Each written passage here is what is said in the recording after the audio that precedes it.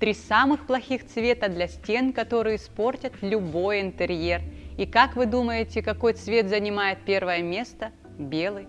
Когда вы смотрите красивые картинки в Пинтересте и представляете свою квартиру или дом в таком же белом цвете, поверьте, вы ошибаетесь. Это не белый цвет, это его благородные оттенки. Они могут уходить в теплый тон или холодный. Зачастую мы применяем именно эти теплые оттенки белого. Используйте их, и вы точно останетесь довольны.